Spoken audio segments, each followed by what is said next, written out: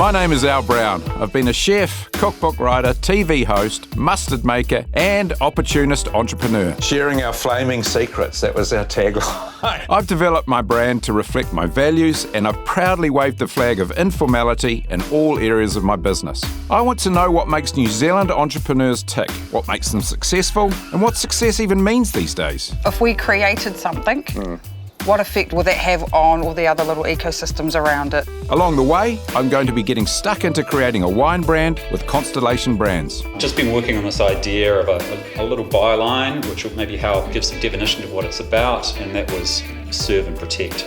And shining a light on local charities that we'll be supporting with this project. How do you get rid of the pines? So you can chop wildings and paste their stumps with a chemical so they don't grow back. Bloody delicious.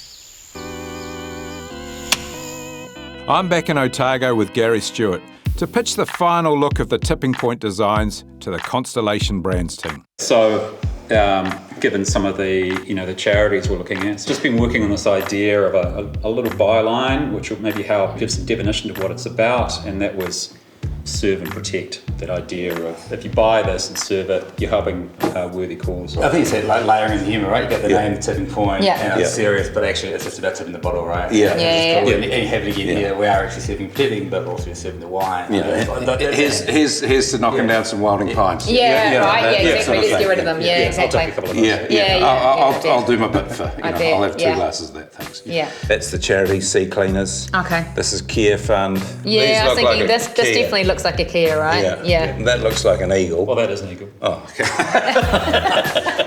Brilliant. So just remembering from the professionals in the market, what are your immediate thoughts on that?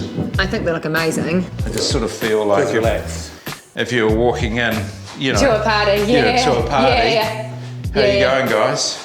Putting those on the table. How you doing? First thing people are going to go is like, shit, what's that one? Yeah, agree. Yeah. So it's got enough of that, but again, I think it still feels premium and not out of reach. Yeah, not out of reach. Yeah. Awesome, mate. Well done, you, mate. Yeah, I think you're doing a great job, Gary. Shit. Yeah, great loving work. It. Absolutely loving Great it. work. I want to know what makes New Zealand entrepreneurs tick. On my way back to Auckland, I decided to stop over in Patia to chat to the team at Kaitahi as one. They're an iwi-owned business that blends native superfoods such as kawakawa and puha into innovative smoothie drops. This is some of the most beautiful kawakawa plants I've seen. Does kawakawa grow throughout the country? You see it everywhere. It's everywhere. All of our ingredients are New Zealand supplied. Yes. Yep. But I guess what our point of difference is, beside the fact that we're using kawakawa and puha, kumara, rewerewa honey, there's no other product on the market that's a frozen smoothie drop. Okay, well, it's enough of this chat around here. Show me how you do it, because I want to try one for sure.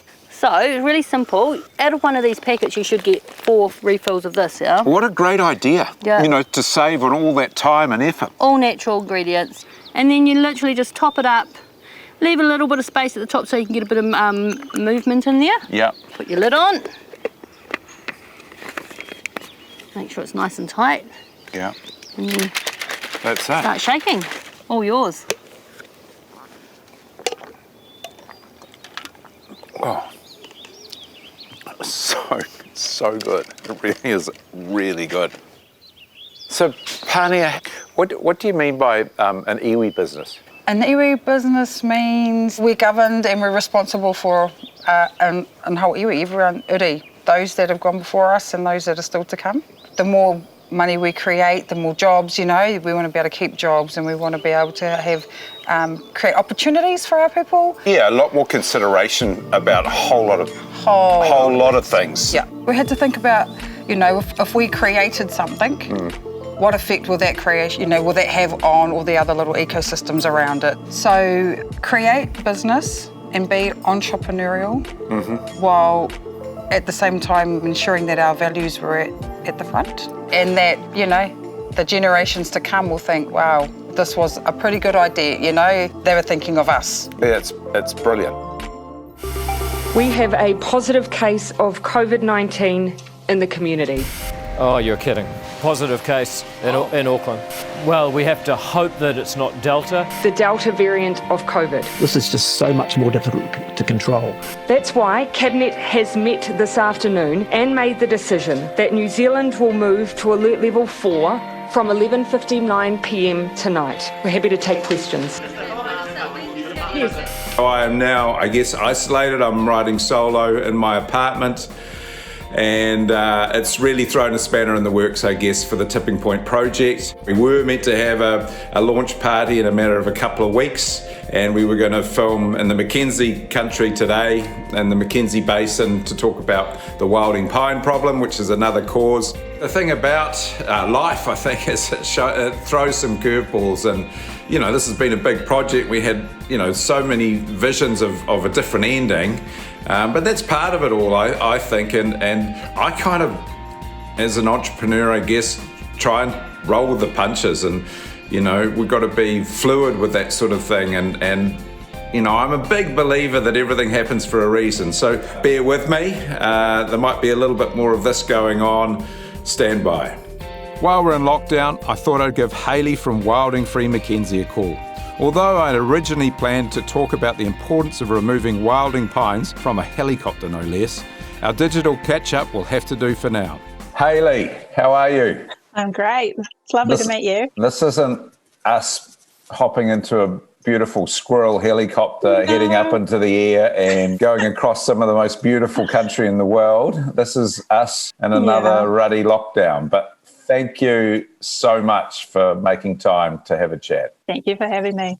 I guess the first thing I wanted to ask you is, you know, the impact of wilding pines has been on my radar for quite some time, and I don't live anywhere near the Mackenzie Basin. But can you tell us a little bit about how it all started and how destructive, you know, the wilding pines are? And they weren't always wilding pines, they were just pine tree species. Throughout the 1900s, they were planted for forestry, to control erosion, for all sorts of reasons. And over the years, people have realised that they're actually really spread prone. And so obviously the seeds, they travel for miles, but once you get a dense wilding pine patch happening, you know, the needles aren't great either, are they? No, so the needles on the ground, they acidify the soil, which is difficult to reverse.